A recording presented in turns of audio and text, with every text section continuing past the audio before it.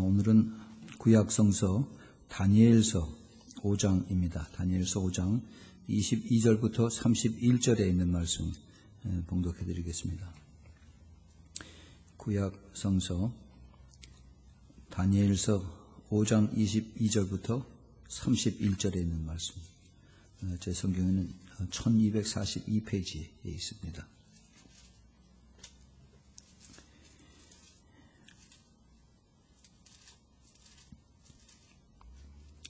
21절부터 제가 봉독해 드리겠습니다.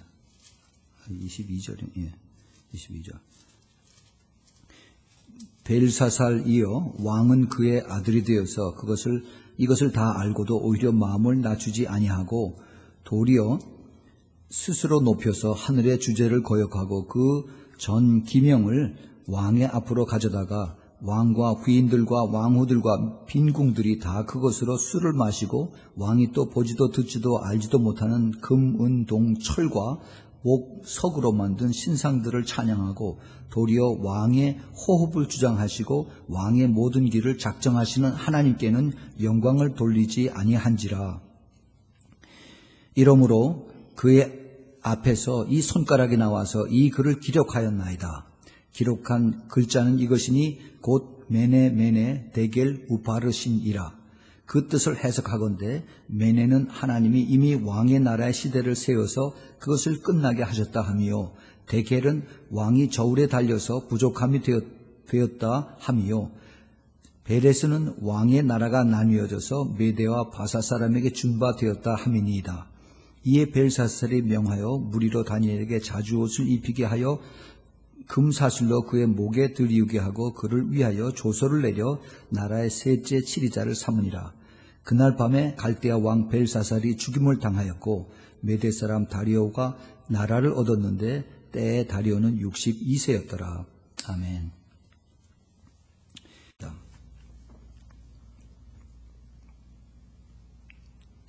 사랑하는 주님, 이제 저희들이 주님 앞에 나와서 저희들이 가슴을 열고 귀를 주님의 입에 가까이 대고 주님의 음성을 듣는 시간입니다. 이 시간에 성령께서 저희들 심령을 가난하게 겸손하게 해주시고 저희들의 마음이 옥토가 되게 주님 변화시켜 주시옵소서. 그래서 갈급한 심령에 대해서 주님의 음성을 듣고 깨닫고 그리고 저희들이 이것을 참으로 보화로 여기면서 주님을 끝까지 의지하고 따라가는 이 귀한 시간대로 꼭 축복하여 주시옵소서. 아버지, 말씀 하나도 떨어뜨리지 않도록 도와주시고 오직 성령의 충만함으로 입어서 마지막까지 주님을 끝까지 의지하고 따라가는 주님의 택함을 받은 그러한 우리 모두 되도록 꼭 축복하여 주시옵소서. 아버지, 이 부족한 종 주님을 의지하고 이 자리에 섰사오니 주님께서 아버지 꼭 붙들어 주시고 주님의 임재와 그리고 주님의 기름 부음이 이 자리에 충만하게 주님 임하게 허락하여 주시고 이 부족한 종의 생각과 입술을 주님께서 기름 부어 주시사 오직 성령의 충만함으로 주님 덧입혀 주시고 악한 막이 조금도 틈타지 않도록 이 시간에 천군 천사로 보호해 주시고 오직 성령의 운행하심만이 나타나게 주님 함께하여 주시고 주님 홀로 영광 받아 주시옵소서. 예수 그리스도 이름으로 간절히 기도합니다. 아멘. 똑같이 오리라. 네 번째의 말씀으로 다니엘서 5장을 가지고 여러분에게 말씀을 드리겠습니다. 지난 금요일날 어저께 그저께 제가 잠시 말씀을 드렸지만은 이번 주에 지난 주일에는 아주 중요한 일들이 많이 있었습니다. 일주일 동안 유엔 총회가 개막이 되어서 한국인 출신 사무총장 반기문 그 사무총장과 그다음에 처음으로 미국 대통령 오바마가 거기에 유엔 총회에 참석을 했고 한국에서 이명박 대통령도 그것에 참석을 했습니다. 세계 정상과 모든 대통령들이 그것에 유엔 총회에 참석을 했습니다. 또 그리고 그 소위 악인의 3인방이라고 하는 이란 대통령 아마디네자도 거기 왔었고 또 그다음에 우고 차베스와 그리고 처음으로 리비아 대통령 그 카다피 무하마르 카다피도 참석을 했습니다. 특별히 이것은 굉장히 중요한 뜻이 있는데 그 리비아 대통령이 거기에 참석을 했다는 것은 마지막 때 그 리비아가 에스겔서 38장에 나오는 국가가 돼서 더욱 큰 뜻이 있습니다. 금년에 UN 총회의 의제는 특별한 것은 없고 오히려 평범한 것이었습니다. 지구의 기후 변화, 온난화를 위해서 어떻게 각 나라들이 협조를 할 것인가, 또 온실가스를 감축하자 하는 이런 내용, 또 그 건물 에너지들을 어떻게 효율화 있게 쓸 수 있는가, 뭐 이런 내용이 있지만은, 그러나 사실은 그 모임에 더 우리가 초점을 두어야 한다고 생각을 합니다. 이스라엘의 총리 베냐민 네타냐후도 왔었고, 그리고 팔레스타인 의장 아바스 그 사람도 왔습니다. 오바마가 이 두 사람을 데리고 평화 중재를 하려고 노력을 했는데, 텔레비 앞에 그리고 신문기자 앞에서 사진 찍는 거로 그냥 끝나고 말았습니다. 그리고 나서 9월 24일, 25일 목요일, 금요일 이틀 동안 피츠버그에서 G20 그 정상회담이 있었습니다.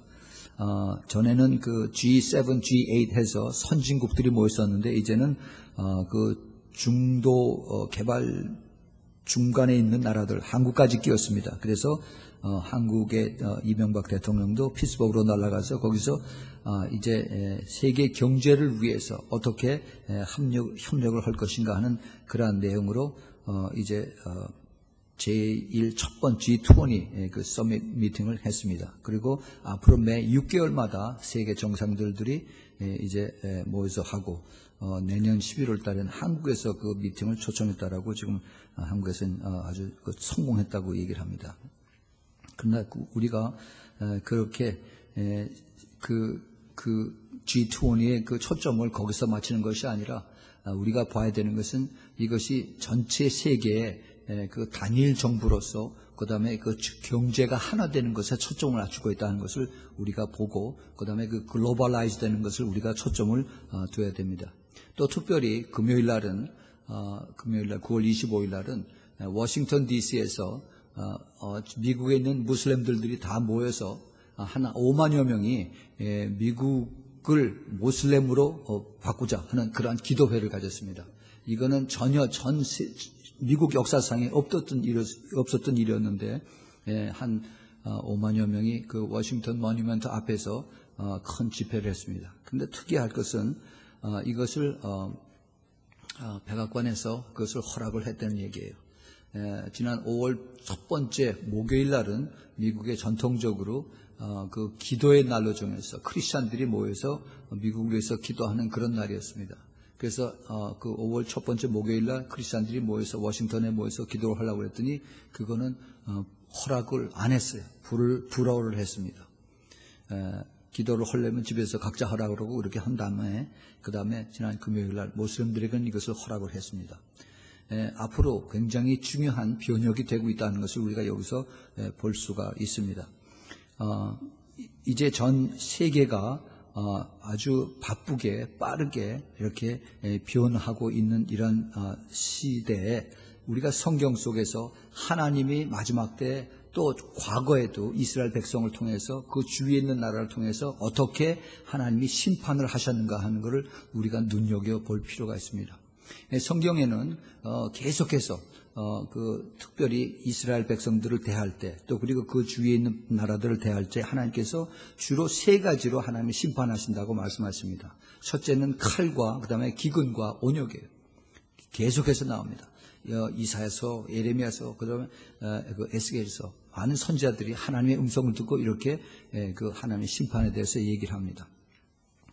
그래서 그 마태복음 24장, 주님의 마지막 때 하시는 말씀 중에 24장 7절에도 민족이 민족을, 나라가 나라를 대적하여 일어나고 처처의 기근과 지진이 있으리니 이 모든 것이 재난의 시작이라 라고 그랬어요. 마가복음 13장 8절에도 똑같은 말씀이 있습니다.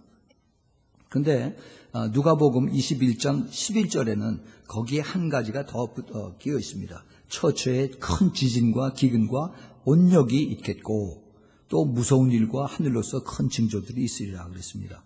여기 그 온역이라고 하는, 또는 역병이라고도 이렇게 합니다. 온역과 역병, 이것이 이제 모두 하나님의 재앙의 큰 시작이다라고 하는 거예요. 여기서 그 재앙의 시작을 킹 제임스에서는 birth pang이라고 이렇게 쓰여 있습니다. birth pang. 여자들 애 낳을 때 이제 산고가 오죠. labor가 올 때 이것이 점점 처음에는 뜸했다가 이제 그것이 차차차차 이것이 자주 가까워지고 그다음에 그 고통 진통이 더 훨씬 더 심해갑니다. 그거와 마찬가지로 이러한 이 칼과 기근과 그다음에 역병 또 이 지진의 이런 재앙들이 띄엄띄엄 오다가 점점 가까워지면서 점점 더 그 농도가 짙어진다 하는 거예요. 그 인텐시티가 더 강해지고 그다음에 그것이 더 가까워진다 하는 것을 주님께서 말씀하고 계십니다.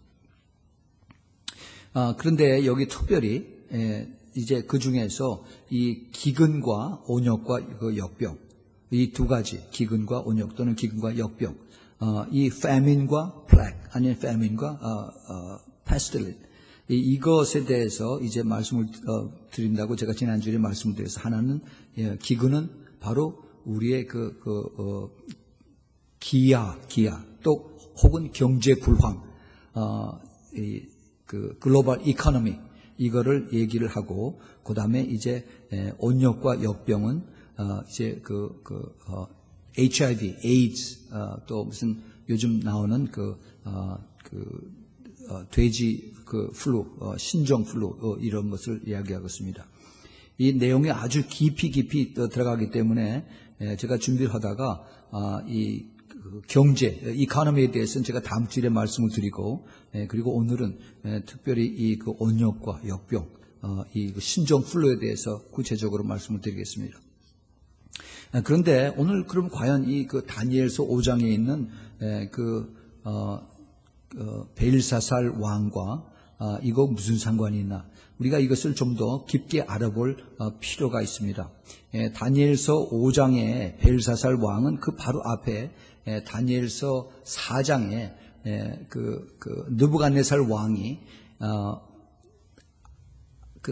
하나님을 무서워하지 아니하고 그리고 자기가 모은 바벨론 왕국을 자기가 다 세웠다라고 그렇게 교만을 하나님 앞에 토로하다가 그러다가 그냥 하나님한테 그 자리에서 맞아서 그래서 이제 짐승이 되어 가지고 7년 동안 바깥에서 이슬을 맞고 풀을 뜯어 먹다가 그러다가 하나님의 은혜로 다시 사람이 된 그러한 사건이 있습니다. 그것이 바로 이제 다니엘서 4장에 나오는데 그 4장 제일 끝에 느부갓네살 왕이 이렇게 고백을 합니다.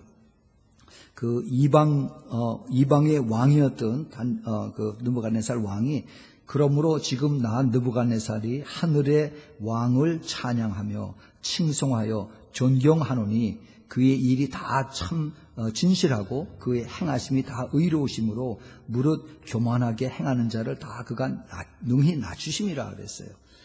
이게 참 어마어마한 고백입니다.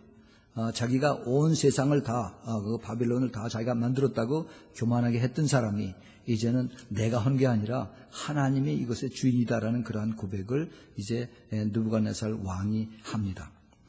그런데 느부갓네살 왕이 지었던 바벨론 왕국은 옛날의 왕국은 얼마나 크게 나라를 세웠느냐 그리고 벽을 얼마나 높게 그리고 두껍게 쌓았느냐에 따라서 그 나라의 왕국의 그 강세가 결정이 됩니다. 바벨론 왕국은 크기가 그 나라의 크기가 길이가 그 성의 길이가 17마일 정도 돼요. 그러니까 어느 정도냐면 4마일 스퀘어 4마일 스퀘어 여러분 얼마나 짐작이 되는지 모르겠는데 여기서 따지면은 하버 블루바드에서 유클리드 그다음에 브루크러스트 그다음에 맥놀리아 비치까지 하버에서부터 비치까지 거기 한쪽이 그래요. 그리고 그다음에 높이는 이제 여기 가든 그로브에서부터 챕먼을 지나서 그다음에 카텔라하고 그다음에 링컨준하고 저 위에 라팔마까지 그 정도에 있는 그 큰 데가 바로 바빌론의 그 왕국의 영토입니다. 그리고 그 성을 두께를 20피트, 굉장하죠. 20피트의 두께로 성을 쌓고 높이가 90피트예요. 그리고 뇌 구덩이 보초 쓰는 데를 특별히 따로 100피트를 더 높여서 그래서 아주 높게 성곽을 쌓았고, 그리고 그 대문은 아주 노수로 대문을 만들어서 완전히 큰 제국의 면모를 만들었습니다. 이것이 바로 지금 이락의 전신이에요. 바벨론을 그렇게 왕이 만들었습니다. 그렇게 만들어 놨던 그 바벨론의 주인공 느부갓네살 왕이 그렇게 겸손하게 하나님 앞에 고백을 했습니다. 그런데 지금 오늘 그 본문에 나오는 벨사살 왕은 바벨론 왕의 손자입니다. 손자야. 여기는 그 아버지라고 나오는데 그 아버지가 아니라 자기 아버지는 네리글리사이라고 하는 그러한 왕이 또 따로 있어요. 그래서 이 느부갓네살 왕의 손자였던 벨사살, 네리글리사이라고 하는 자기 아버지는 그때 이 아라비아로 또 이제 영토를 놀리러 치러 나갔어요. 그동안 자기가 이제 그 바벨론을 치리를 하고 있었습니다. 그런데 이제 자기 아버지가 이제 떠나가고 이 벨사살 왕이 바벨론을 이제 치리하고 있었을 때 그때 이제 큰 파티를 열었습니다. 그 파티가 이제 아주 대연회인데 모든 방백들을 벨사살 왕이 그 귀인들을 1,000명을 위하여 큰 잔치를 배설하고 그 1,000명 앞에서 술을 마시니라. 거기 5장 1절에 이렇게 나옵니다. 그런데 그 벨사살 왕이 이제 지금으로 말하자면은 이제 워싱턴 DC에서 그 주위에 있는 모든 그 국회의원들과 그다음에 외교관들 전부 다 불러서 이제 부부 초청해가지고 동반해서 초청을 해서 큰 파티를 열었습니다. 그런데 그 파티를 열었는데 한참 술을 마시다가 그다음에 예루살렘에서 다 가지고 온 그러한 금, 은 기명을 제사에 드리는 그 기명을 가지고 와가지고 거기다가 술을 부어라라고 이렇게 얘기를 합니다. 그리고 나서 그렇게 껄껄대고 웃으면서 그다음에 하는 말이 그 4절에 무리가 술을 마시고는 그 금, 은, 동, 철, 목, 석으로 돌로 만든 신들을 찬양하니라 라고 이렇게 기록을 하고 있습니다. 그들이 술을 마시고 떠들고 그리고 그 하나님의 제사 지낼 때 드린 그 제기로 술을 마실 뿐만 아니라 오히려 인간들이 만드는 손으로 만든 우상신을 찬양했더라라고 했어요. 그때 갑자기 이제 그 벽에 그 건너편의 벽에 이제 큰 손이 나타나서 손만 나타납니다. 그래서 벽에다가 글씨를 쓰기 시작을 해요. 그랬더니 그것을 본 사람들이 특별히 그 벨사살 왕이 이제 깜짝 놀랍니다. 이제 술이 싹 깨버리고 그리고 얼굴이 하얘지면서 그러면서 이제 몸을 부슬부슬 떨기 시작하면서 그 다음에 다리가 이제 그 무릎이 서로 마주치는 그러한 일들이 있어요. 그것이 제가 이제 꾸며낸 얘기가 아니라 성경에 그렇게 되어 있습니다. 그 다니엘서 5장 6절에 보면은 이에 왕이 그 즐기던 얼굴빛이 변하고 그 생각이 번민하여 넓적다리 마디가 녹는 듯하고 그 무릎이 서로 부딪히니라 그랬어요. 자, 이게 무슨 얘기냐? 이게 그 벨사살 왕이 지옥을 들어가는 그 입구를 본 겁니다. 이게 내가 큰일 났구나. 이게 큰 내가 죄를 저지르고 이제 내가 하나님의 심판이 멀지 않았구나 하는 그것을 바라본 겁니다. 하나님의 손으로 쓰는 그 심판의 그 글자를 보고서 자기가 알지도 못하지만 직감적으로 그걸 깨닫고 그 심판의 공포를 벨사살 왕이 느꼈습니다. 그래서 이제 이걸 우선 깨달아야겠다 해가지고 이제 그 술 마시던 걸 싹 다 치워버리고 그 다음에 자기 나라에 있던 그 박사들을 다 초청을 했어요. 모든 그 무당들을 다 초청을 해서 혹시 이거를 아는 사람 있느냐? 대답을 쭉 다 해보라고 했는데 대답을 하나도 못했습니다. 나라에 힘든 일이 생겼을 적에 그때 문제를 해결하지 못하는 그러한 왕은 참 비참한 왕입니다. 그 해결하지 못할 때 그것을 해결할 수 있는 것이 바로 교회가 되어야 될 줄로 믿습니다. 그 하나님의 필요할 때 그 교회가 그 자리에 서는, 즉 여기서는 이제 그 나라의 가장 똑똑한 사람들이 모였을 때 그 똑똑한 사람이 대답을 주지 못하는 그러한 광경이 나오죠. 그러자 왕이 더 고통을 합니다. 이거 큰일 났구나. 이거 그러면 어떻게 해야 되느냐.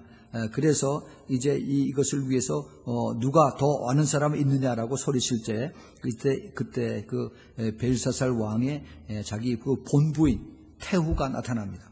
거기 그 파티에는 자기 부인들이 여러 명이 왔어요. 그리고 자기의 그 첩들도, 컨큐바인들도 많이 왔습니다. 그런데 그 자리에 그 자기 본 부인은 오지 않았어요. 영적으로 보면은 이건 거룩한 영의 사람이 이다 하는 것을 볼 수가 있습니다. 그래서 그 벨사살 왕의 본 부인이 와서 태후가라고 그러죠. 태후가 와서 제안을 합니다. 뭐라고 하냐면은 당신의 그 부친, 즉 당신의 그 조부 때 느부갓네살 왕 때 그때 히브리에서 온 사람인데 그 사람이 꿈을 찾아내고 꿈을 해석한 그런 것을 있으니까 그 사람을 부르시오. 그 사람은 아직도 죽지 않고 살아있으니 오라고 이렇게 얘기를 합니다. 그래서 부름을 받은 다니엘이 이제 그 앞에 나아갑니다. 늘어지고 그럴 때 하나님은 다니엘 같은 그러한 영의 사람을 하나님께서 보내주십니다. 이것은 오직 성령으로만 이것이 풀어지고 해결되고 그리고 이것이 움직여질 수 있는 그런 것을 우리가 분명히 알아야 됩니다. 특별히 그 다니엘이라고 하는 그 다니엘이 이제 그 벨사살 왕 앞에서 하는 그 이야기는 말은 다니엘은 그 왕 앞에 섰을 적에 얼마나 많은 그 박사들과 지식을 가진 사람들이 왕에게 아첨을 왕에게 점수를 따서 내가 어디 좀 한 자리 얻어볼까 하고 하는 판인데, 그런데 다니엘은 거기서 아첨하지 아니하고 오히려 담대하게 그리고 타협 없는 하나님의 진리를 선포하는 모습을 여기서 볼 수가 있습니다. 다니엘의 참 담대한 그 모습은 우리 마지막 때 크리스찬들의 그 세상과 타협하지 아니하고 오직 주님의 그 진리의 복음을 전파해야 되는 우리를 여기서 우리가 리마인드를 시켜주는 것을 우리가 꼭 깨달아야만 됩니다. 그 다니엘이 이제 그 전혀 물질과 명예에 관심이 없는 것을 우리는 여기서 볼 수가 있습니다. 그리고 오히려 절대 주권자이신 하나님을 높이고 인정하고 그분 하나님에게 영광을 드리는 그런 그 분이었습니다. 그리고서 이제 그 벨사살 왕에게 이제 하나님의 그 말씀과 하나님의 뜻을 이제 그 설명을 하면서 이제 설교를 하는 내용입니다. 그리고 당신의 그 할아버지 느부갓네살 왕의 그 교만했을 때 그 결과를 알지 않느냐, 이것이 바로 역사의 실제다 하는 그 내용을 그 앞에 얘기하고 난 다음에 그 다음에 이제 벨사살 왕이여 잘 들으시오 하면서 그 다음에 왕의 모든 길을 작정하시는 것은 바로 하나님입니다. 당신이 아니고 당신의 아버지, 당신의 할아버지도 아니고 바로 하나님이다라고 이렇게 얘기를 한 다음에 그다음에 그 글을 쭉 가르쳐 줍니다. 근데 그 손이 벽에다 쓴 그 글은 아람메익 그 아람 말이 아니라 바로 히브리 말이었습니다. 그래서 다니엘에겐 그것이 너무나도 쉬운 그런 말이었습니다. 그것이 히브리 말로 메네 테켈 우파르신이라고 하는 그러한 히브리 말이었어요. 그래서 그것을 쭉 해석을 해줍니다. 하나님의 쓰신 글, 메네 한 것은 이 메네를 강조를 합니다. 매 분, 초, 시, 월마다 우리의 마음과 행동과 모든 생각을 하나님이 계수하고 있다는 겁니다. 다 카운트하고 있다는 거예요. 하나님께서 다 숫자를 거기에 다 적어놓고 계시고 이제 끝이 이 카운트다운이 시작이 됐다 하는 겁니다. 그 다음에 테켈은 이것은 저울에 단다 하는 얘기예요. 웨이트 한다 하는 얘기예요. 그래서 당신이 이제 하나님의 저울에 있다 달렸는데 그런데 달아본 결과 당신은 정량 미달이다, deficient하다라는 그런 뜻이에요. 이제 자격 미달로 판정이 났다라고 이렇게 하나님이 결정을 했다는 겁니다. 하나님은 우리 모두를 다 달아보십니다. 우리의 영혼을 달아보시고 우리의 행동과 우리의 찬양과 우리의 기도와 찬송을 다 달아보시는 우리 하나님입니다. 우리의 그 모든 것을 보시고 하나님은 우리를 좌울질하고 계십니다. 이제 마지막으로 그 우파르신이라고 하는데 여기서 우파르신 대신에 베레스라고 이렇게 나옵니다. 이 베레스는 그 우파르신의 단수형이에요. 그래서 이 나뉘다 하는 그런 뜻입니다. 나누었다 하는 얘기예요. 그래서 이제는 바빌론이 이제는 나누어져서 그 다음에 메대와 바사로 이렇게 두 나라로 나누어졌다라고 이게 하나님의 뜻이다라고 가르쳐 줍니다. 그래서 이제 바빌론의 그 전성시는 이제는 끝나고 그리고 그날 저녁에 그 벨사살 왕은 죽습니다. 벨사살 왕이 파티를 열고 많은 사람들과 주흥을 열고 있을 때 이미 그때 바깥에 그 두꺼운 성벽은 이제 그 주위에 있는 메대와 그 바사의 군인들로 인해서 완전히 둘러싸이고 그것이 뚫리기 일보 직전에 있는 그러한 모습을 이 본인은 알지 못했습니다. 그래서 그날 저녁에 벨사살이 죽임을 당하고 그때 다리오라고 하는 메대 왕이 이제 그 나라를 얻습니다. 이 메대라고 하는 나라는 역사상에 메대와 바사는 페르시아죠. 지금의 이란입니다. 그리고 이제 나중에 이제 메대와 바사가 하나 돼서 이제는 베르시아, 바사가 되는데 메대가 지금의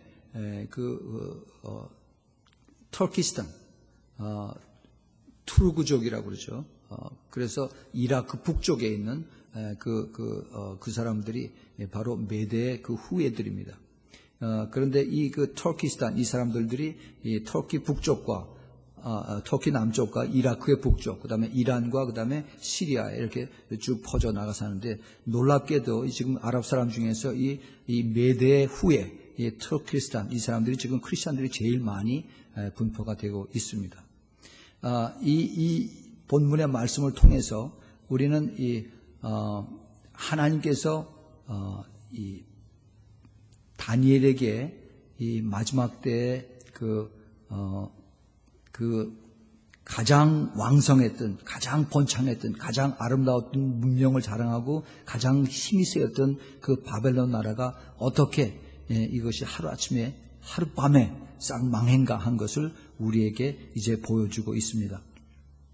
하나님은 우리에게 분명히 이것을 마지막 때를 깨달으라라고 오늘 이것을 가르쳐주고 계십니다. 그 다니엘이 받은 그 하나님의 메시지, 다니엘이 그것을 읽고 그걸 설명을 해준 메네 테켈 우파르신이라고 하는 이 말씀은 이것이 바로 그 오래전에 BC의 580년 그때에 그 바벨론에 대한 그 말씀이 아니라 지금 2009년에 우리가 살고 있는 바로 이 자리를 향하신 하나님의 메시지다 하는 것을 우리가 똑바로 같이 받아야 될 줄로 믿습니다. 이것을 세어보고 저울로 달아보니 부족해서 이제는 이것이 완전히 나눠진다 하는 그 하나님의 메시지입니다. 하나님은 바로 이 시간에 저희들에게 이 다니엘서를 통해서 우리에게 말씀하고 계십니다. 이제는 그렇게 번창했던 이 미국이 이제는 넘버가 정해졌다 하는 얘기입니다. 벽에 있는 그 핸드라이팅 이것을 봐라 하는 이야기를 주님께서 우리에게 영적인 메시지로 가르쳐주고 계십니다. 그 핸드라이팅이라고 하는 이 뜻이 미국 사람들은 그거를 무슨 뜻인지 잘 알고 있습니다. 이 사람들 자기네 관용어로 handwriting on the wall이라고 얘기를 해요. 그러면 벌써 your number, your destination has numbered. 내 운명이 이미 벌써 결정이 됐다. 이미 카운트다운이 되고 시작을 했다 하는 얘기입니다. 이미 운명이 결정이 되고 이제는 쇠퇴하기 시작을 하고 이제는 시간 문제다 하는 것을 여기서 가르쳐주고 계십니다. 이 마지막 때 하나님께서 우리 눈에 보는 걸 가지고 이 거대한 나라, 지구상에서 가장 부자고 가장 강력하고 가장 영향력 있는 나라가 어떻게 그렇게 될 수가 있는가라고 이렇게 우리가 생각하는지 모르지만 하나님의 눈에는 절대 그렇지가 않습니다. 하나님의 눈에는 내가 여기서 무시함을 받고 내가 영광을 받지 아니하고 그리고 이제 인간들이 내가 지은 인간들이 이제 자기들이 세운 금과 은과 목석을 가지고 우상 숭배를 한다면은 그러면 나는 가차없이 그를 바꿀 수도 있다는 것이 하나님의 뜻인 것을 우리에게 여기서 말씀해 주고 계십니다. 자, 그러면 우리가 그 온역과 그 역병 그거하고 무슨 상관이 있나 하는 것을 여러분에게 말씀을 드리겠습니다. 요즘 뉴스에 H1N1 그 신종플루라고 해서 거의 매일 뉴스에 나오기 시작합니다. 지난 5월달에 멕시코에서 그 돼지 독감이 시작한 이래로 전 세계에 쭉 퍼져나가면서 그러면서 이제 온 이 세계의 뉴스 미디어들이 그냥 완전히 패닉 상태에서 그래서 이것을 이제 매일 공포를 집어넣어서 그래서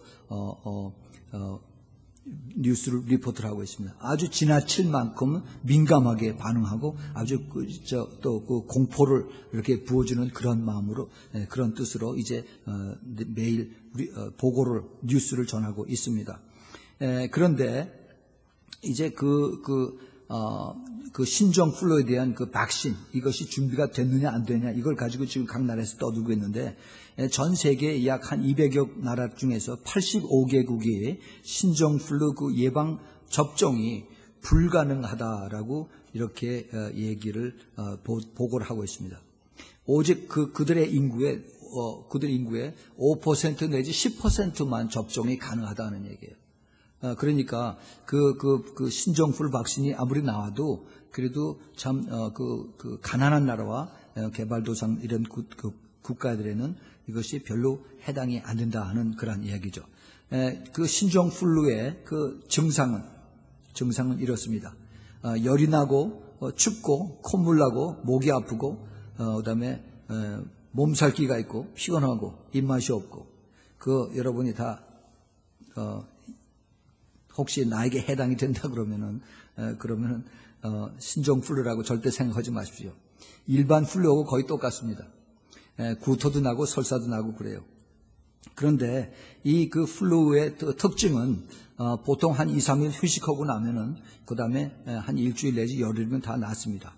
보통 감기, 몸살, 독감하고 비슷해요. 그런데 사람들이 지금 이걸 가지고 자꾸 이걸 침소봉대라고 자꾸 이걸 이렇게 튀겨서 더 크게 해가지고 사람들에게 이제 공포를 주고 그다음에 더 이제 무섭게 이렇게 만들어 놓습니다. 미국의 그 CDC라고 하는 Center for Disease Control, 미국 연방 질병 통제소에서 그 플루 사망자가 이거 말고 이 H1N1 그 플루 말고 일반 독감, 인플루엔자로 인해서 평균 1년에 미국에서 약 한 3만 6천 명이 죽는다고 얘기를 해요. 그런데 이거는 전체적인 걸 다 포함하는데 실질적으로 그 2004년에는 약 1,100명이 죽고 2005년에는 1,800여 명이 죽었다라고 이렇게 보고를 하고 있습니다. 그러니까 그 플루 백신 때문에 이것을 맞아서 이것을 내가 신종플루로 내가 죽었다 안 죽었다 하는 것을 너무 그렇게 예민하게 반응하지 말라 하는 얘기입니다. 지금 미국도 그렇고 한국도 그렇고 신종플루의 그 백신이 타미플루라고 하는 그런 그 백신인데 그 예방 접종을 내가 얼마나 이 나라에서 이것을 미리 돈으로 사들었느냐에 따라서 그 나라의 이 보건부 장관이 그 능력이 있다 없다 이걸 아마 인정을 받는 모양인데 그 CDC에서 미국 연방질병통제소에서 발표한 바에 의하면 여기서도 닥터들이 보고를 했습니다. 그들이 보고한 바에 의하면은 그 플루 바이러스가 여러 가지 종류가 있대요. 1148가지의 그 플루 그 종류들을 쭉 다 그 타미플루라고 하는 백신을 가지고 트라이를 테스트를 해봤는데 그 중에 거의 한 98%, 99%가 되는 1143가지의 플루 바이러스가 타미플루가 말을 안 듣는다라고 얘기했어요. 그러니까 이거 별로 소용이 없다는 얘기입니다. 타미플루라고 그 백신이. 근데 지금 이거를 꼭 맞아야만 낫는다라고 지금 계속 텔레비전 뉴스에서 이걸 떠들고 있습니다. 9월 25일 지난 금요일 현재로 WHO 전 세계 그 보건기구에서 통계에 의하면은 전 세계에 32만 명 가까이 신종플루가 감염이 됐는데 그 중에 사망한 사람이 3,900여 명입니다. 정확하게 3,917명이에요. 그 죽은 사람이 그 퍼센테이지가 약 1.2%입니다. 1.2%. 사실 이건 아무것도 아닙니다. 한국에서는 지금 감염된 사람이 약 5천여 명인데 죽은 사람은 10명이에요. 그러니까 그 퍼센테이지는 거긴 1%도 아니에요. 0.2%밖에 안 됩니다. 즉 이건 무엇을 얘기하냐면 아주 고도의 그러한 그 민감한 반응들을 사람들이 지금 보이고 있다는 것을 여기서 볼 수가 있습니다. 물론 성경에서 이 하나님께서 이제 치실적의 그 온역과 역병이라고 해서 이것을 말씀하고 있습니다. 역사 속에 실제로 그런 일이 있었습니다. 역사 속에서 큰 온역의 사건이 있었어요. 그것이 바로 뭐냐 하면은 그 흑사병이라고 하는 그 패스트죠. 패스트. 쥐벼룩에 의해서 옮겨진다는 쥐벼룩에서 나온 박테리아에서 전염이 되는 그 흑사병이 14세기 유럽에서 그때 얼마나 사람을 죽였냐면 자그마치 2,500만 명을 죽였습니다. 그 당시에 자세한 통계는 없지만은 그 당시 유럽 인구의 30% 내지 50%가 그때 죽었다라고 그렇게 기록이 되어 있어요. 그 당시에 그 기록 내용들이 사람들이 하도 많이 죽어서 길거리에 시체들을 다 내다 놓으면은 그 구루마루 이제 말이 끄는 구루마루 이제 그 시체들을 다 실어가지고 공동묘지 그냥 밭에다 갖다 버리는 거죠. 그리고 나면은 그 끌고 간 마차가 안 옵니다. 그 마부가 거기서 또 죽어버린 거예요. 아직 그런 식으로 해서 수도 없이 많이 죽었어요. 그런데 그 패스트, 그 흑사병이 18세기까지 유럽에 약 한 400여 년 동안 100차례 이상을 이제 그 온역과 역병으로 그 유럽을 휩쓸고 간 것을 볼 수가 있습니다. 또 그것이 유럽뿐만이 아니라 14세기, 15세기에 몽골과 중국에도 이것이 퍼져서 자그마치 6천만 명, 60 밀리언의 사람이 죽었어요. 어느 한 도시는 중국의 허베이라고 하는 그 시는 그 도시의 90%가 다 죽었습니다. 이것이 바로 그 큰 온역이에요, 온역. 이게 0.1%, 뭐 1.2% 이거는 여기에 비하면 아무것도 아니에요. 그러니까 하나님께서 이것을 통해서 하나님이 치실 때가 온다 하는 얘기입니다. 그러면 여기에 그 H1N1에 대한 그 바이러스의 지금 우리가 매일 뉴스로 보는 그 패닉의 교훈이 뭐냐 하는 겁니다. 이거는 앞으로 있을 대환란 때를 보여주는 예고편입니다. 우리가 그걸 분명히 알아야 돼요. 누가복음 아까 말씀드린 누가복음 21장 11절에 처처에 큰 지진과 기근과 온역이 있겠다라고 그랬어요.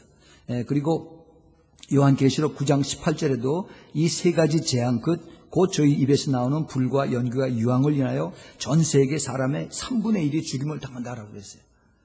65억, 70억 인구의 3분의 1이 죽임을 당한다고 했습니다. 이것이 바로 하나님의 치시는 온역과 그리고 그 역병에 대한 이제 앞으로 일어날 그러한 일들이에요.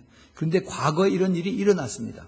그것이 바로 이 성경에서 나오는 출애굽기 9장 14절 15절에 내가 이번에는 모든 재앙을 내 마음과 내 신하와 내 백성에게 내려 너로 온 천하에 나와 같은 자가 없음을 알게 하리라. 내가 손을 펴서 온역으로 너와 내 백성을 쳤다면 내가 세상에서 끊어졌을 것이라 라고 이제 모세가 그 바로에게 애굽 백성에게 한 그런 내용을 우리가 볼 수가 있습니다. 이러한 바이러스에 대한 이제 그 패닉 이것을 이제 우리가 그러면 영적으로 깨닫고 우리가 뉴스에서 나오는 거고 그다음에 우리가 이것을 어떻게 받아야 되느냐는 것을 우리가 잘 알아야 됩니다. 이제 이 정부에서는 이것을 위해서 아주 모든 국민들의 건강이라고 하는 것과 그다음에 국가 안전을 위해서 국가적으로 이것을 대책을 세웁니다. 그래서 이제는 강제로 플루 백신을 맞으라라고 이렇게 명령을 내립니다. 그래서 어떤 데는 각 주별로 여기서 이제 이것을 준비를 하고 있는데, 사람들이 이것을 맞지 않을까봐 이제 스프레이로 쫙 다 뿌려서 누구든지 이 백신을 맞게끔 이렇게끔 지금 그러한 그 준비를 하는 그러한 주도 있다고 이렇게 제가 소식을 듣고 있습니다. 이것은 앞으로 정부에서 이제 모든 국민들에게 받으라고 하는 그 짐승의 수 666을 받으라고 하는 것과 똑같은 그러한 예고편으로 우리가 받아야 되는 겁니다. 정말 그 플루 백신을 맞아야 되느냐 안 맞아야 되느냐, 이거는 지금 앞으로 있을 것에 대한 우리 믿음의 그 테스트라고 우리가 볼 수가 있습니다. 내 믿음의 테스트가 과연 내가 이것을 그 플루 그 타미 플루 백신을 맞아서 내가 그 H1N1 바이러스에 내가 면역이 생기느냐, 아니면은 내가 이것을 믿음으로 이것을 이기고 예수님을 더 의지하느냐, 이러한 아무것도 아닌 것 같지만은 우리가 여기서 우리 자신의 믿음을 테스트할 수 있는 그러한 기회라고 봅니다. 요한계시록 18장 4절에 보면은 이런 말씀이 있어요. 내가 들으니 하늘로서 다른 음성이 나서 가로되 내 백성아 거기서 나와서 그의 죄에 참여하지 말라, 그의 받을 재앙을 받지 말라라고 이렇게 말씀을 하고 있습니다. 우리는 이것을 그냥 국가에서 하는 거니까 뭐 받아서 나쁠 거 없지라고 이렇게 얘기를 할지 모릅니다. 그러나 우리는 좀 더 이것을 깊이 보고 우리가 이것이 무엇으로 오는 하나님의 뜻인가, 온 세상을 하나님이 주관하고 계시는데 하나님께서 우리에게 가르쳐 주시는 이 뜻이 무언가를 우리가 분명히 이것을 영의 눈으로 볼 수 있어야 됩니다. 만약에 내가 그 플루 백신을 내가 믿음으로써 받지 않으면은 혹시 나중에 여기 남아있을 사람들이 나중에 때가 돼도 내가 그런 것을 경험하면서 그 짐승의 표를 받지 않을 수도 있는 그런 믿음이 생길 것입니다. 또 아니면은 내가 패닉해서 이거 남들 다 받는데 내가 안 받으면 내가 풀 거져서 죽지라고 해서 누구보다도 앞장서서 이걸 받는 그러한 내 마음대로 그렇게 따라간다면은 나중에 이 땅에 있어서 딴 사람이 그 짐승의 수를 받으니까 나도 받아야지 하고 같이 따라서 아무 거리낌 없이 그렇게 받을 수 있는 자연스럽게 받는 그러한 추세가 일어날 것이다라고 우리가 이것을 예측을 쉽게 해볼 수가 있습니다. 그러한 하나님의 심판의 손길을 우리는 여기서 볼 수가 있습니다. 칼과 그 다음에 기근과 역병과 이 무기와 그 다음에 돈과 그 다음에 이런 질병, 이 벨사살 왕의 그 육체적 쾌락, 큰 파티를 열고 세상에서 부와 그 다음에 쾌락을 즐기는 이러한 이 세상의 풍조, 지금의 풍조하고 똑같습니다. 하나님을 모독하고 그 다음에 우상을 찬양하는 이러한 그 악한 지금 이 세대에 하나님께서 우리에게 지금 무엇을 가르쳐 주시느냐? 이 벽에 쓰여진 글자, 메네메네 테켈 우파르신이라고 하는 그 하나님의 심판의 말씀, 이 카운트다운 되는 그 남바를 우리는 영의 눈으로 바라볼 수가 있어야 되는 것입니다. 바벨론 제국이 그렇게 찬란했던 바벨론 제국이 채 80년을 채우지 못하고 BC 539년 10월 달에 그냥 하룻밤에 싹 망해버렸습니다. 아무리 크고 아무리 강했던 나라라 하더라도 인간이 만드는 나라는 하나님이 이제 고개를 돌리시면은 하루아침에 완전히 망할 수가 있습니다. 멀지도 않은 과거 8년 전에 9월 11일 날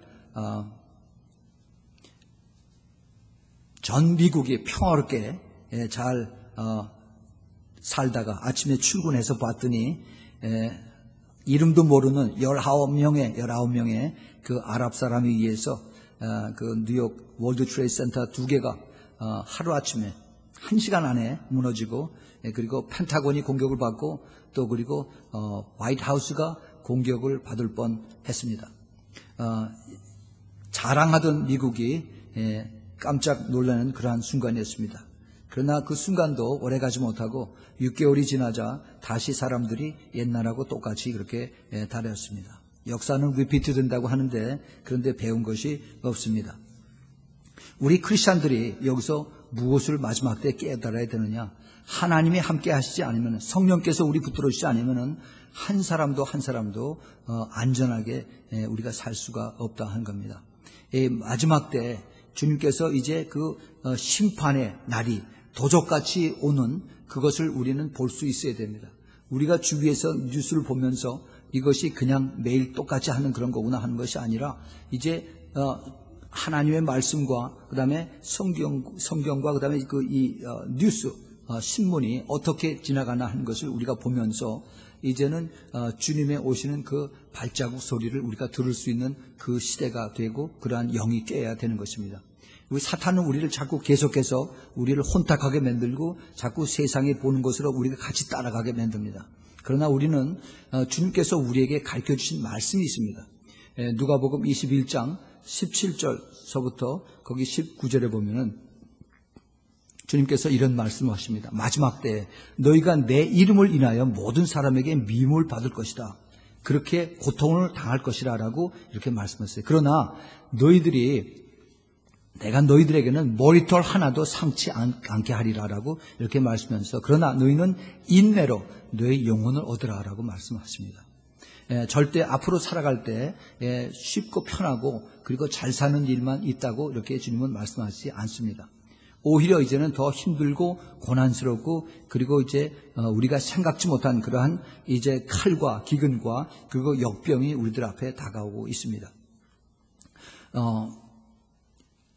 그 찬란했던 그 바벨론 왕국이 얼마 가지 못하고 하룻밤사이에 싹 없어졌다면 이제 마지막 때 요한계시록 18장에 나오는 그 미스터리 바빌론, 그 큰 성 바빌론이 얼마나 다시 우리 눈앞에서 이것이 없어질까 하는 것을 우리는 이제 영의 눈으로 이것을 볼 수 있어야 됩니다. 우리의 마음은 내가 어디에 내가 초점을 맞추고 사느냐에 따라서 나의 그 방향이 내 생각이 그리고 내 걸음걸이가 내가 정해질 수가 있습니다. 내가 입으로만 내가 주님을 내가 믿는다고 하면서 그러면서 내 발이 다른 길로 가면은 그러면 주님하고는 아무 상관이 없습니다. 주님께서 마지막 때 우리에게 이것을 말씀하시는 것은 내가 조족같이 오리라. 또 내가 온다 하시는 말씀은 주님께서 예비하신 사람을 데려갈 뿐만 아니라 이 땅에 그 심판을 말씀을 하고 계시는 것입니다. 우리가 지금 여기 주위에 모든 것을 다 상황을 우리는 다 예비하고 예시하고 주의해서 보고 있습니다. 우리는 이것을 통해서 이제 다니엘이 BC 600년 전에 다니엘이 받은 그러한 그 경험, 그 하나님의 그 심판의 말씀, 이것이 이 마지막 때 우리에게 그대로 전해질 때 우리는 과연 어떻게 할 것인가? 우리는 지금부터 우리는 이것을 기도하면서 그다음에 예비하면서 준비하면서 살아야 되겠습니다. 여러분 우리가 여태까지 편안하게 쉽게 살아왔다고 해서 내일이 그렇게 똑같이 된다는 보장이 없습니다. 그 느부갓네살 왕이 하루아침에 짐승된 것처럼 그렇게 잘 살던 나라가 하루아침에 완전히 망한 것처럼 우리는 그 우상을 숭배할 것이 아니라 살아계신 하나님, 역사의 주인공이시고 모든 우리의 창조주이신 우리 하나님만을 우리가 믿고 그리고 의지하고 그리고 우리가 순종할 때 우리는 주님 안에서 우리는 안정을 취하고 주님 안에서 평안함을 받을 수가 있습니다. 여러분 부디 깨어서 예비하고 준비하는 우리 모두가 되기를 예수 이름으로 꼭 부탁을 드립니다. 우리 같이 기도하겠습니다. 아버지, 영적으로 어둡고 캄캄한 세상에 있습니다. 그러나 저희들 주님의 말씀을 통해서 또 성령님을 통해서 조명해 주심으로 인하여 이 세상의 어두움이 그것이 어둠이 아니라 저희들에겐 밝은 빛으로 다가올 수 있게 도와주시고 그리고 주님의 말씀으로 이게 해결되는 그러한 축복으로 임하게 허락하여 주시옵소서. 그래서 이제는 저희들이 정말로 더욱더 깨어서 더 준비하고 이제 곧 오시는 예수님의 그 발걸음의 소리를 들으면서 한 사람 한 사람 준비하는 그러한 역사가, 그러한 축복이, 그러한 은혜가 이 우리 아미성교교회 교인들을 위해 또 그리고 CD를 듣는 하나님의 백성들 위에게 임할 수 있도록 꼭 축복하여 주시옵소서.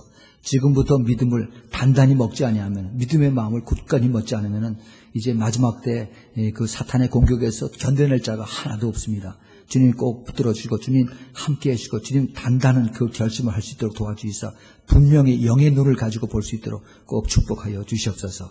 이제는 우리 주 예수 그리스도의 은혜와 하나님 아버지의 높고 깊고 넓은 그 사랑과 그리고 성령님의 내주하심과 교통하심과 그리고 인재하심과 기름 부으심이 이제 마지막에 깨어서 예비하고 준비하기를 작정한 우리 아미성교교회 교인들 머리 위에 그리고 그 가정 위에 또 그리고 모든 그 하는 일에 또 멀리서 이 CD를 듣는 하나님의 사랑하는 그 백성들 그들의 가정과 그들의 하는 모든 일에 지금부터 영원까지 함께 있기를 예수 그리스도의 이름으로 축원하옵나이다.